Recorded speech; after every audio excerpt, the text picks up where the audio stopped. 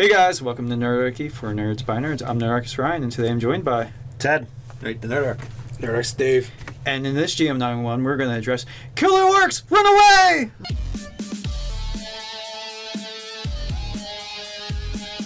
If you have a GM 911, you can send us an email over at nerdarchy@gmail.com, or you can head over to the GM 911 section of our forums over on nerdarchy.com.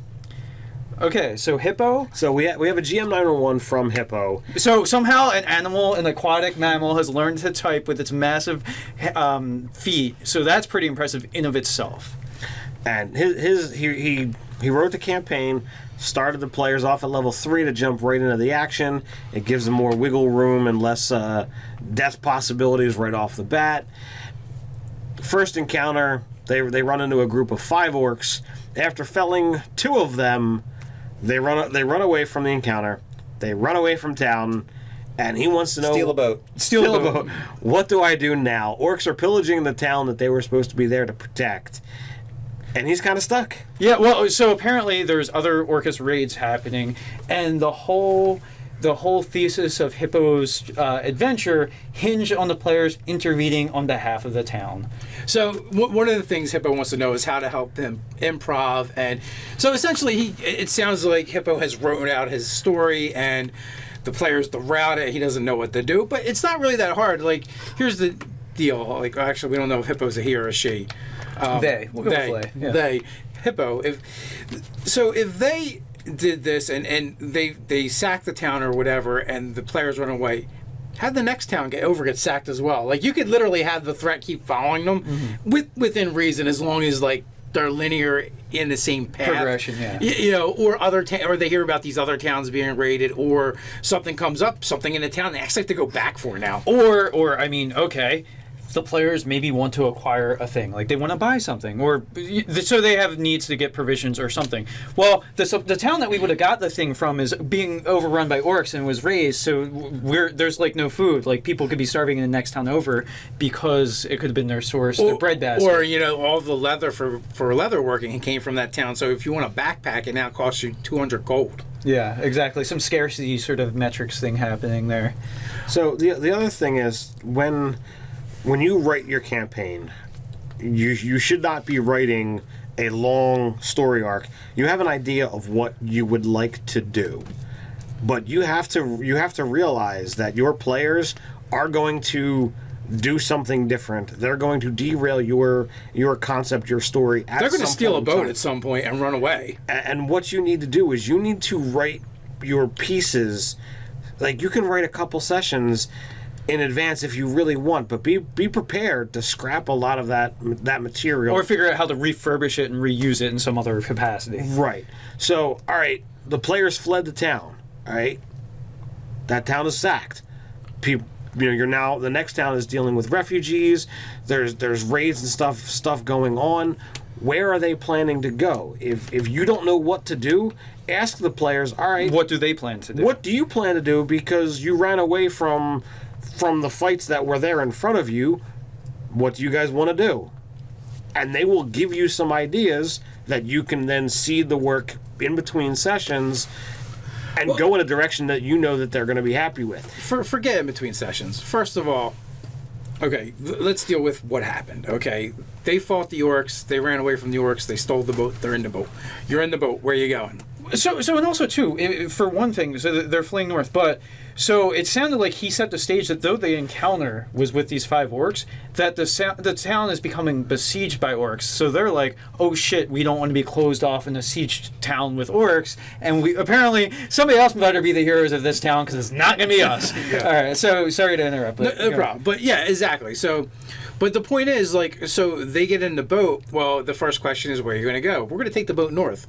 Well, do you, as the GM, have an idea what's north? If not, you need to figure it out right now and put it there. And 2, like, you can always, like, throw out any old kind of combat as a delaying tactic, right?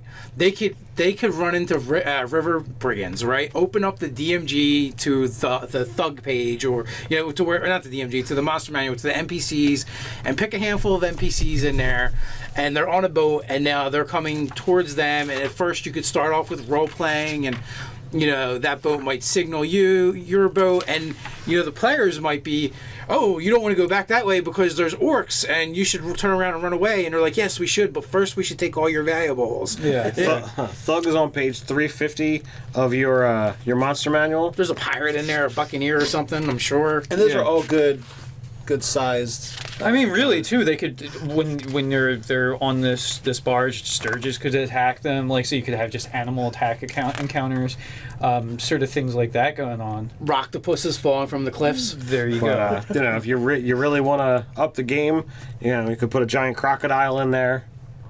So that's a nice challenge 5. It'd be good for a party of level 3s. Some River Sahagan, you could definitely do some other things that are, one, it buys you a little bit of time. It gives you, possibly, depending on how you set up the scenario, it could be role playing and then combat, or maybe these players aren't fighting nothing and they just hand over all their stuff. So also, as they're venturing further up north, you could just put an interesting feature that they might want to explore. Oh, here's like a really archaic looking ruined tower off to the like within 2 miles of the river. You can see that, or it glows with an eldritch light, or it could be some feature like that, or even closer if they want to investigate it. Yeah. Or like if it's further away, it takes time to travel there. You could do some random encounters on their way, or if it happens to be closer where they can get there fairly quick, you could just stage that area and have an encounter. Maybe you probably wrote other material, right? So, because you had a chapter, or at least the first part, the first chapter, so that implies there's other things. Why not just take one of those other encounters you planned on using and throw it at them on this river journey? Just, you might have to reskin some of the monsters and make them something else. Right. Whether it's just literally using a different monster from the monster manual or just describing the monsters you have differently. So it sounds like what he wanted, or he or she wanted them to do, is to have this whole like siege fight thing of a town. Further up north, other towns could have been besieged by the orcs. Maybe they came southward.